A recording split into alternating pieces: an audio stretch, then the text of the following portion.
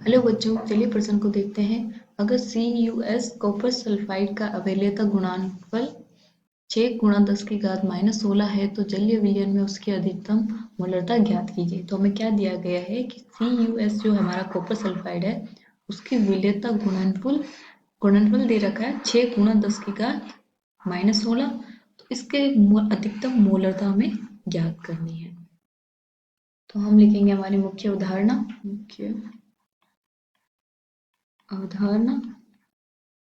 तो वो क्या हो जाएगी, एक तो विलेयता गुणनफल,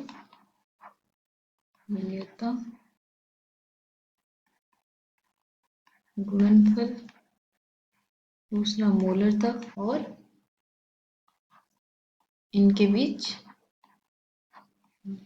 संबंध।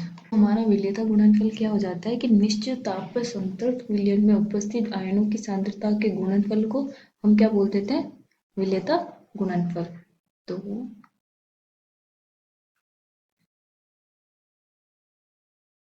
हमें क्या दे रखा है कि CuS का विलेयता गुणनफल। तो हमारे पास क्या है, कॉपर सल्फाइड है। तो ये जो आयनित होकर क्या देगा हमें, Cu+2 प्लस S-2, ये हमें देगा आयन। तो हमने क्या बोला कि विलेयता गुणनफल क्या होता है कि एक निश्चित ताप पर सांद्र विलयन में उपस्थित आयनों की सांद्रता के गुणनफल को हम क्या बोल देते हैं, विलेयता गुणनफल। तो मैंने इसकी मान ली सांद्रता, वो क्या होती है S और S। तो जो हमारा विलेयता गुणनफल है उसको हम क्या लिखते हैं, KSP बराबर इनके गुणनफल। तो S गुणा S बराबर S² हो जाएगा।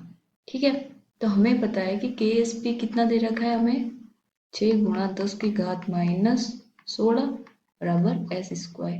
तो हमारा यहाँ से S का मान आ जाएगा 2.449 गुणा 10 की घात -8 मोल प्रति लीटर। ठीक है, और फिर हम जानते हैं कि हमारी जो मोलरता है, मोलरता M वो बराबर होती है विलेयता यानी कि S के। तो S का मान हमारे पास आ रखा है, तो हमारी जो मोलरता है वो क्या हो जाएगी, वो भी 2.449 10 की घात -8।